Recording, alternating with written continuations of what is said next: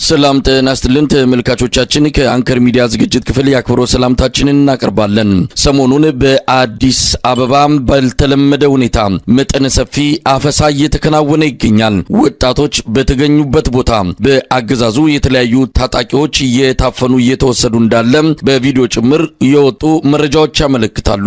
አፈሳው ወጣቶችን ብቻ ሳይሆን አዛውንቶችንም ጭምር በማፈን የሚካሄድ እንደሆነ ነው የተለያዩ የመረጃ ምንጮች በመግለጽ ላይ የሚገኙት። የአብይ አህመድ አገዛዝ ከቅርብ ጊዜ ወዲህ ብሔራዊ ውትድርና በሚመስል መልኩ በተለያዩ የአገሪቱ አካባቢዎች አፈሳ በስፋት እያከናወነ ይገኛል። እድሜያቸው ለውትድርና ያልደረሱ ህጻናትን ጨምሮ በአስገዳጅ ሁኔታ የሚወሰዱ ኢትዮጵያውያን ከየማሰልጠኛ ካምፑ በመጥፋት በገዛ እጃቸውም ለፋኖ በመማረክ ጭምር ሰራዊቱን እየተለዩ ቢሆንም በዚህም በከፍተኛ ሁኔታ ክፍተት የተፈጠረበት የአብይ አህመድ አገዛዝ ተጨማሪ የአፈሳ ዘመቻ እያከናወነ እንዳለ ነው ለማወቅ የተቻለው። በዚህም አዲስ አበባ ላይ ሰሞኑን የሚካሄደው አፈሳ አገዛዙ በተስፋ መቁረጥ ማንኛውንም አይነት እርምጃ በመውሰድ የመጣበትን አደጋ ለመቀልበስ መዘጋጀቱን የሚያሳይ ነው ተብሏል። ይህ አፈሳ በማዕከላዊ ኢትዮጵያም ጭምር እየተካሄደ ሲሆን እናቶች ልጆቻችንን ወዴት ነው የምትወስዱት በማለት ተቃውሞ ቢያቀርቡም ከፍተኛ ወከባ እየተፈጸመባቸው እንዳለ ነው ያገኘነው መረጃ የሚያመለክተው። ባለፈው በጅማ እናቶች ዳግም ልጆቻቸውን ለመውሰድ የመጣውን የመንግስት ታጣቂ ቡድን በተቃውሞ የተጋፈጧቸው ሲሆን መጀመሪያ የወሰዳቸዋቸው ልጆቻችንን መልሱልን፣ እነሱ ያሉበትን ሳናውቅ ሌላ ልጅ አንሰጥም በሚል ከፍተኛ ተቃውሞ ማቅረባቸው የሚታወስ ነው። ለመሆኑ የአዲስ አበባው አፈሳ እንዴት እየተከናወነ ነው? በዚህ ዙሪያ የዘውትር ተሳታፊያችን መረጃዎችን ሰብስበዋል። የተወሰኑ ጥያቄዎችን በማንሳት ከሱ ጋር ቆይታ አደርጋለሁ። እንግዲህ አዲስ አበባውን እንጀምር። ሰሞኑን በቪዲዮ ጭምር ተመልክተናል። ከአውቶቡስ ውስጥ እያወጡ የሚወስዱ ታጣቂዎችን ነው እንግዲህ ለማየት የቻልነው። ምንድነው እየሆነ ያለው? መሳይ አዲስ አበባ ከተማ ከዚህ በፊት ለበርካታ ጊዜ ወጣቶችን በተለይ ወጣት በሚበዛባቸው አካባቢዎችና የአዲስ አበባ ከተማ ሕዝብ እንዳይመለከትና እንዳያድርገው ወይ ሌሊት ላይ ወጣት የቀን ሰራተኞች ክምችት አድርገው የቀን ስራ በሚፈልጉበት በሀያት አደባባይ፣ በጣፎ አደባባይ፣ በሲኤምሲ አካባቢ፣ በዚህ በኮየ ፈጬ፣ በገላን እና በኮተቤ አካባቢ ድንበር ከተሞች ላይ የታጠቁ ኃይሎች በፍጥነት መኪና ይዘው በመምጣት ያገኙትን ሰው አፍሰው ወዲያውኑ ከከተማ በማውጣት በአንዳንድ ቦታም ላይ የግለሰብ መጋዘን አዘጋጅተው አፍነው ነበር የሚወስዱት። ወንጀለኛ አስመስለው ነው የሚወስዷቸው። አሁን ደግሞ ያው እንግዲህ የተፈራው ነገር መጣ ድሆ ይባላልና በዳር ስንመለከተው ስናየው የነበረው ነገር በትናንትናው ዕለት በአዲስ አበባ ከተማ በዋና ከተማው በመገናኛ በሜክሲኮ ራሳችን በአይናችን ያየነው የአዲስ አበባ ፖሊስ የሚሆን የፌዴራል ፖሊስ የለበሱ ኃይሎች ከበብ ብለው ከምቸት ብለው በሚገኙበት ወጣቶች አካባቢ በመገናኛ አደባባይ ላይ ወጣቶችን በጠራራ ፀሐይ 5 ሰዓት ከቀኑ ወጣቶችን አፍሰው ወደ አውቶቡስ ማስገባት፣ ወጣቶችም ደግሞ ለምን እኛ ጥፋት ሳናጠፋ የት ነው የምትወስዱን? ምንም ወንጀል አልሰራንም፣ አፈሳ ነው፣ እናቴ ስሚ፣ ይህ መንግስት አፍኖ በግድ እየወሰደ ነው በማለት በመከራ የወደቁ ልጆችን ለ4 እና ለ5 እያነሱ ወደ አውቶቡስ በመወርወር አዲስ አበባ ከተማ ትናንትና በጣም ከፍተኛ ጭንቀት ላይ ነው የዋለች። እንግዲህ መገናኛ ላይ አፈሰ ማለት በድንበር ከተማ ላይ ምን ሊፈጸም እንደሚችል መገመት አያዳግትም። የአገዛዝ ጦር ማሸነፍ ቢገባው ኑሮ ዛሬ አይደለም የሚያሸንፈው። ወታደራዊ ብቃት የነበረው ከፍተኛ የወታደራዊ ልምድ የነበረው ከፍተኛ ትጥቅ የነበረው የአማራ ክልልን መልክዓ ምድር የሚያውቅ ወታደር በእጁ ነበረ። የዛሬ 3 ዓመት ያኔ ጦርነቱን በ15 ቀን እጨርሳለሁ ብሎ ወደ አማራ ክልል የዘመተው 11 እዝ አሁን ጦሩ ተበትኗል፣ ሙቷል፣ ከድቷል፣ በምርኮም እጅ ሰጥቷል። ሌላው ደግሞ በውጊያ ቆስሎ ከጥቅም ውጭ ሆኗል። ይሄንን መገንዘብ ያልቻለው የአገዛዙ ጦር በሰራዊት ብዛት የሚያሸንፍ ስለመሰለው አዲስ አበባ መሀል ከተማ ላይ ወጣቶችን እያፈሰ ወደ ወታደራዊ ማሰልጠኛ እየወሰደ እንደሚገኝ ነው መረጃዎችን በአይኔ የተመለከቱት ነገር ነው መሳይ። አስገራሚ ነገር ነው። ቪዲዮንም ተመልክተናል። በተለያየ መልኩም እንደዚሁ አዲስ አበባ ላይ አፈሳ ሲከናወን ምናልባት አገዛዙ አንዳንድ አህጉራዊና ዓለም አቀፋዊ ስብሰባዎች ሲኖሩ በተለመደ ሁኔታ እንደዚሁ የጎዳና ተዳዳሪዎችን ያፈሰ ወደ አንድ ቦታ መጋዘን ውስጥ የሚያከማችበት የተለመደው እንቅስቃሴው ይመስለን ነበር። በኋላ ላይ ግን እነዚህን ያፈሰ የሚወስዳቸውን ወጣቶች የተለያዩ ተሽከርካሪዎች ወደ ማሰልጠኛ ካምፖች እየወሰዳቸው እንዳለ ማረጋገጥ የተቻለበት ሁኔታ ነው ተሰማ። አሁን ደግሞ ለይቶለት ገበያ ማል እየመጡ ከመናኸሪያ አውቶቡስ ውስጥ ወጣቶችን እያፈሱ ከወጣቶች ከሚዝናኑባቸው ቦታዎች አዲስ አበባ ነው እንግዲህ የዓለም ታላላቅ ስብሰባዎች ይካሄድበታል። የዲፕሎማቲክ ከተማ ናት የምትባልበት ውስጥ ነው እንግዲህ እንዲህ አይነቱ ነገር በጠራራ ፀሐይ እየተከናወነ የሚገኘው። ወደ ሌሎቹ አካባቢዎች መጣሉ። ምንድነው የሚያሳየው? አገዛዙ ወታደሮች ያሰለጠነ በየጊዜው የምረቃ ፕሮግራሙን በሚቆጣጠራቸው መገናኛ ብዙሃን ያሰራጫል፣ ያስተላልፋል። ትልቅ ኃይል እየገነባን ነው የሚል ዲስኩር አክለውበት ምንድነው ታዲያ ይሄ ሁሉ ርብርብ ብሔራዊ ውትድርና ሳይታወጅ ነገር ግን በስፋት እየተከናወነ ያለበት ሁኔታ? ደርግ እኮ በመጨረሻው 3 ዓመትና 4 ዓመት ሲቀረው የኢትዮጵያን ሕዝብ በትምህርት ቤቶች በገዳማት ሳይቀር እየሄደ ወጣቶችን እያፈሰ ወደ ጦርነት አውድማ ውስጥ እየከተታቸው ከመኪና ላይ ወድቀው ይሞታሉ ብሎ ነበር እኮ መንግስት። እኛ በግዳጅ አፍሰን ሀገራችሁን ጠብቁ ብለን ወታደራዊ ማሰልጠኛ አስገብተን አሰልጥነን ወደ ጦርነት ስንወስዳቸው ከኦራል ላይ ዘለው እየወደቁ እንግዲህ እነዚህ ሀገርን ካልጠበቁ ማን ሊጠብቅ ነው እያለ ሲናገር ነበረ። የሰው ልጅ በልቡ ፈቃደኛ ካልሆነ ወደ ጦር ሜዳ ብትወስደው አይደለም መሞት ሊገል አይችልም። ከፍተኛ የሆነ እንዴት አድርጌ ላምልጥ፣ እንዴት አድርጌ ከዚህ ጣጣ ውስጥ ልትረፍ በማለት ባገኘው አጋጣሚ ሁሉ የውጊያ ሜዳ በሚከፈትበት ወታደራዊ ቀጠና ሁሉ እጅ እንዴት አድርጌ ለመስጠት ብሎ የሚቸኩል ወጣት ነው ያለው። እንግዲህ በአማራ ክልል የሚንቀሳቀሱ የፋኖ ኃይሎች የማረኳቸውን ወታደሮች እኮ አይተናቸዋል። እንዴት አይነት ህፃን ከከንፈራቸው ላይ እንኳን ፂም ያላበቀሉ የ14 እና የ15 የ5ኛ ክፍልና የ6ኛ ክፍል ወጣቶችን እንግዲህ በእንደዚህ አይነት መልኩ እያፈሰ እንደሚወስዳቸው ነው። ከዚህ በፊት በርካታ ጊዜ መሳይ ከዚህ የግዳጅ አፈሳ ኦልሞስት በአማራ ክልል ውትድርናው ውጊያው ከጀመረበት ጊዜ ጀምሮ በአማራ ክልልም በደቡብም በኦሮሚያ ክልልም በአዲስ አበባ ከተማም በተለይ ዳር በሚገኙ በሸገር ከተማ በሚያዋስኑ ክፍለ ከተሞች ላይ አፈሳዎችን እኮ ሲያደርግ ነበረ። በተለይ ደግሞ በዋናነት በክልል ከተሞች ላይ በወረዳ በቀበሌ በክፍለ ከተማና በከተማ አስተዳደር ሚኒሻዎች፣ ፖሊሶች፣ የብልጽግና አመራሮች ኮታ ተሰጧቸው። አንተ በዚህ ቀበሌ 200 ሰው ታመጣለህ፣ አንተ በዚህ ንዑስ ጎጥ ደግሞ 50 ሰው ታመጣለህ። በአጠቃላይ የወረዳው አመራር ዋና ስራ አስፈጻሚውን የሚመራው ቡድን ተቋቁሞ 5000 ወይም 4000 ወይም 3000 ሰው በወረዳ ታመጣለህ ተብሎ ግዳጅ ተጥሎበት አንካሳውን አንድ አይን የሌለውን እጁ ሽባ የሆነውን ሁሉ እያፈኑ ኮታ ለመሙላት ወስደው ምን አይነት ችግር እንደገጠማቸው አውቀውታል። አሁን ደግሞ በደንብ አድርገው መምረጥ የሚችሉ ወጣቶች እንዴት አድርገው መምረጥ የሚችሉ ተብሎ በአዲስ አበባ ከተማ ላይ የተሰራጨው አፋኝ ቡድን ሽበት ሳይቀር ያላቸውን እና ከራባትና ሱፍ አድርገው 55 56 ዓመት የሚሆናቸውን ሰዎች ሁሉ ወደ መኪና ሲጭኗቸው ተመልክቻለሁ ባይኔ። በጣም የሚያሳፍር ነገር ነው። እንግዲህ ይሄ ስርዓት ለኢትዮጵያ ሕዝብ ምንም የማያስብና እድሜውን በኢትዮጵያ ሕዝብ ቁማር አስይዞ እድሜውን ለማራዘም ከፍተኛ ጥረት እያደረገ እንደሆነና የአዲስ አበባ ከተማ ወጣት በትናንትናው ዕለት በርግጎ ወደየቤቱ ወደ ስራ ቦታው ሳይሆን ወደየቤቱ ወደ እናቱ ቤት ወደ ተከራየው ክፍል ውስጥ ገብቶ ዘግቶ ለመቀመጥ ከፍተኛ ጥረት ሲያደርግና በተለይ ክምችች ብለው ወይም ተከማችተው የተቀመጡበትና መሳሪያ ይዘው በሚጠብቋቸው ፖሊሶችን ሲመለከት በርቀት ያየ ሰው ተመልሶ እየሮጠ ራሱን ለመደበቅ ጥረት ሲያደርግ ነው የተመለከትነው። ግን ይሄ ነገር እንግዲህ መጨረሻው ምንድነው ሲባል በወታደር ብዛት ወይም በጦር ብዛት ያሸነፈ ሀገርም መንግስትም የለም።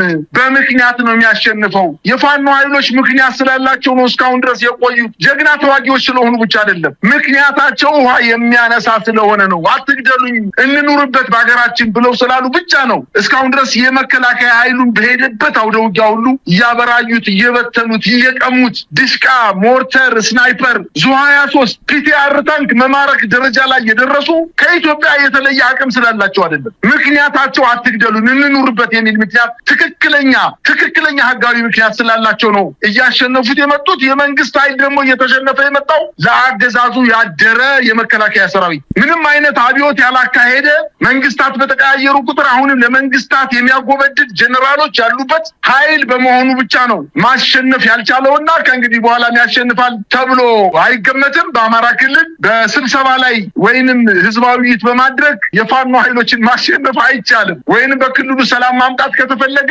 ክልሉን ከወታደራዊ ቀጠና ነጻ አድርጎ መውጣት ካልሆነ በስተቀር ከእንግዲህ በኋላ አገዛዙ ምርጫ አለው ብዬ አልገምትም። ክልሉን እያተራመሰው ያለው እየዘረፈው ያለው በውጊያ ቀጠና ሲሸነፍ ወጣቶችን፣ አዛውንቶችን፣ የሃይማኖት አባቶችን እየገደለ መሰረተ ልማቶችን እያወደመ ያለው የመከላከያ ሰራዊት እና በአጠቃላይ የብልጽግና ጥምር ኃይል እንደሆነ የአማራ ክልል ህዝብ በደንብ አድርጎ ጠንቅቆ አውቆታል። እረፍት አግኝተዋል። ደግሞ አሁን የፋኖ ኃይሎች የተቆጣጠሩትን ቦታ እረፍት አግኝተዋል። እረፍት አገኙ ማለት የሰላምን ጥቅም በደንብ አድርጎ አውቀዋል ማለት ነው። ስለዚህ ለፋኖ ኃይሎች ጥላ ከለላ በመሆን መረጃ በመስጠት የቆሰለውን በማከም የሞተውን በመቅበር አንዳንድ ጓዞችን ወይም ትጥቆችን ተሸክመው ወደ ውጊያ ቀጠና መሄድ፣ በአንዳንድ ቦታ ላይም ደግሞ የገበሬ ጦር የአባት አርበኞች ጦር በማዘጋጀት ከፋኖ ኃይሎች ጎን ለጎን የስርዓቱን እያጠቁት እንደሚገኙና ይህን ያወቀው ስርዓት ወደ ልመና ገብቷል። የአማራ ክልልን ህዝብ በፍኖተ ሰላም፣ በሰከላ፣ በደንበጫ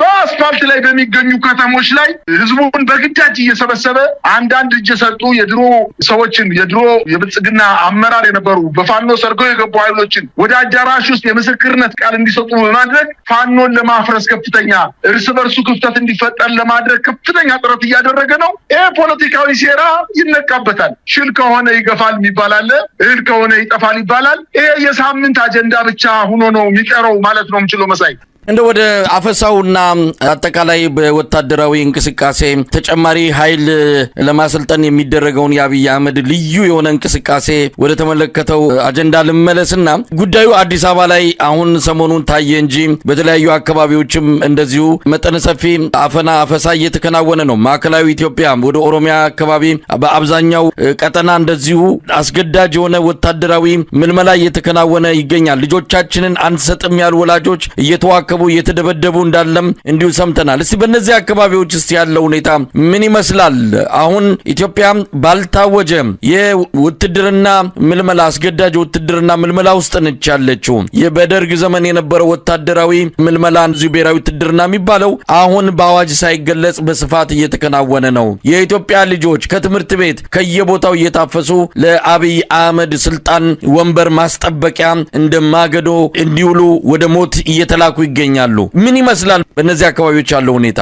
ዋነኛ ግብአት የነበረው ለዚህ ብልጽግና አገዛዝ ዋነኛ የሰልጣኝ ግብአት የነበሩት ትምህርት ቤቶች ናቸው። በተለይ በወረዳ እና በክልል ደረጃ ካየነው ትምህርት ቤቶች ናቸው። አሁን ትምህርት ቤቶቹ ወንዶቹ በተለይ ከ12 ዓመት በላይ የሆኑ ወንዶች ወላጆቻቸው ትምህርት ቤት ከልክለዋቸዋል። ወላጆቻቸው ትምህርት ቤት ከልክለዋቸው በገጠር አካባቢ ሄደው ተደብቀው ይህን ጊዜ እንዲያሳልፉ እያደረጉ ነው። በአጋጣሚ ደግሞ በከተማም ይሁን በትምህርት ቤት ላይ ታፍነው የሄዱ ወጣቶች አባቶቻቸው፣ እናቶቻቸው፣ በአጠቃላይ ቤተሰቦቻቸው ከፍተኛ ገንዘብ በሬያቸውን ሽጠው ለፖሊስ እና ለታጠቀ ኃይል ገንዘብ ለወረዳ አመራር ገንዘብ ሰጠው ልጆቻቸው እንዲወጡላቸው እያደረጉ ነው። ይሄ ደርቶላቸዋል። የቢዝነሱ ስርዓት ለብልጽግና ደርቶለታል። ከአንድ ወጣት የ14 እና የ15 ዓመት ልጅ ይዝና ከወላጆቹ ጋር 80 ሺህ 70 ሺህ 40 ሺህ እየተደራደረ እየተቀበለ ነው የሚገኘው። ይሄ ነገር ግን ከእንግዲህ በኋላ እንደማይቀጥል ስለታወቀ ትምህርት ቤትም በአግባቡ እየተማሩ ስላልሆነ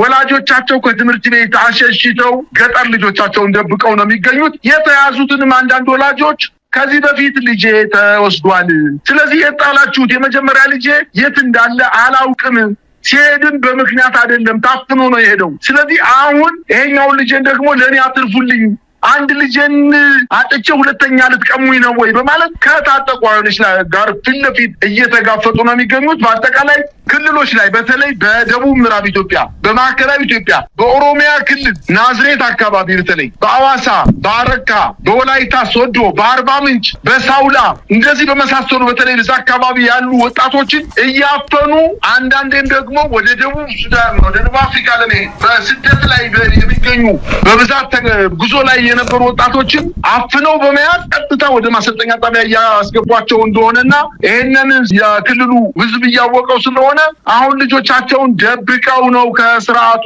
እየተከላከሉ የሚገኙት። በአጠቃላይ የደቡብ ምዕራብ ኢትዮጵያና ማዕከላዊ ኢትዮጵያ፣ የሲዳማ፣ የወላይታ አጠቃላይ እዚህ አካባቢ የነበረው የድሮ የደቡብ ክልል ህዝብ ከፍተኛ የሆነ አፈሳ እየተደረገ ነው። አፈሳው ወታደራዊ ማሰልጠኛዎችን እየሞላ ነው። ከወታደራዊ ማሰልጠኛው ላይ ወጣት ይጠፋል። ገና ሁለተኛና ሶስተኛ ቀን ስልጠና ከመጀመራቸው ጸጉራቸውን ሳይላጩ ገና ከማሰልጠኛ ጣቢያ እየጠፉ እየተሰወሩ ነው። ከዛ በኋላ በሂደትም ሰልጥነው ከወጡ በኋላም ወደ ውጊያ ቀጠና ወደ አማራ ክልል፣ ወደ ኦሮሚያ ክልል ወለጋ አካባቢ ከመንቀሳቀሳቸው በፊት በሚያገኙት ከተማ ላይ ረፍት የሚያደርጉበት ሰዓት እየጠፉ ቁጥራቸው እየቀነሰ ወደ ውጊያ ቀጠና ሲገቡ ደግሞ ቁጥራቸው ተመናምኖ ውጊያ በአግባቡ አያደርጉ አንድ ሰዓት ውጊያ ከመደረጉ በፊት እጃቸውን የሚሰጡ እና በዚህም ሚዲያ እየተከታተልን እንደሆነና በጣም ህፃናት ወታደሮች አሁን የኢትዮጵያ መከላከያ ሰራዊት ምናልባትም ከ50-60 በመቶ በላይ የሚሆኑት ለወታደራዊ አቅም ያልደረሱ ወጣቶችን በግድ አፍኖ የወሰዳቸው እንደሆነ ነው አብዛኛው መረጃ ያመላከተ ያለው። እንግዲህ የአዲስ አበባ ወጣት ደግሞ አሁን ወደኔ አይመጣም፣ ቤቴ አይንኳኳም፣ ሩቅ ነው ነገሩ፣ ወደኔ አይመጣም ብሎ ሲፈራ የነበረው እንግዲህ ድወዶ በረንዳው ላይ ቤቱ ላይ በሩ ላይ መጥቶለታል። የታጠቁ ኃይሎች በጎዳና ላይ በጠራራ ፀሐይ ወጣቶችን እያፈኑ ወደ ውትድርና ማሰልጠኛ ጣቢያ እየወሰዷቸው ነው። ይሄ ነገር እንግዲህ ይለይለታል። እውነት ለመናገር በጣም ጥሩ ነገር ነው። የአዲስ አበባ ወጣት እንዲነቃ ያደርገዋል።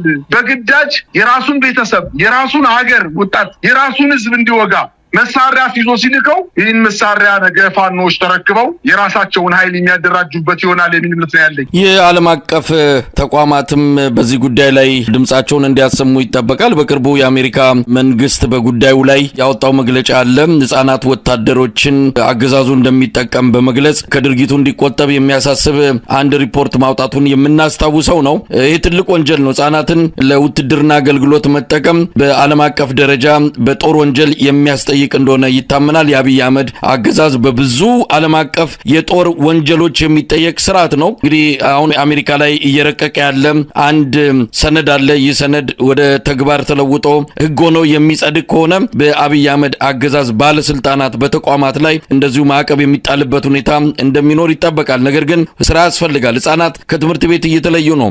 ብርሃኑ ነጋ በፈተና ይጥላቸዋል። ብርሃኑ ጁላ እያነሳ ወደ ውትድርና ይልካቸዋል። እንዲህ አይነቱ ቅብብሎች ነው የኢትዮጵያ ነገ እንዳይኖር ትውልድን የሚረከብ እንዳይፈጠር እየተደረገ ያለው። ለአብይ አህመድ ስልጣን ማስጠበቂያ ነው፣ ለሌላ አይደለም። ኢትዮጵያን ለመጠበቅ አይደለም። ኢትዮጵያን ለመጠበቅ ቢሆን ኖሮ ጋምቤላ እንዲህ ክፍት ሆና የባዕዳን ኃይሎች መሳሪያ ታጥቀው እንዳሻቸው የሚፈነጩበት ቀጠና ባልሆነ ነበረ። በሱዳን እንደዚሁ የኢትዮጵያ ድንበር እንደተያዘ ነው ያለው። ብዙ ነገሮች መከላከያ ሰራዊቱ መጠበቅ ሲገባው፣ ነገር ግን አማራ ክልል የሚርመጠመጠው በዋናነት የአብይ አህመድን ወንበርና ዙፋን ለማስጠበቅ እንደሆነ አሁን የኢትዮጵያ ሕዝብ ከሚገባው በላይ ተረድቶታል። ለዚህ ደግሞ ልጆቼን አልሰጥም እያለ ነው። እዚህ ላይ ጠንካራ አቋም ይዞ መቀጠል እንዳለበት ነው የሚታመነው። አሁን አብይ አህመድ ከዚህ በኋላ በኃይል ካልሆነ በስተቀር አሳምኖ የሚወስደው አንድም የኢትዮጵያ ልጅ ሊኖር እንደማይችል የሚታወቅ ጉዳይ ሆኗል። ጨርሰናል። የምንጨምረው ከሌለ መሳይ እንደው አንድ ነገር ለመጨመር ያክል ህጻናትን ለውትድርና በግዳጅ ማሰለፍ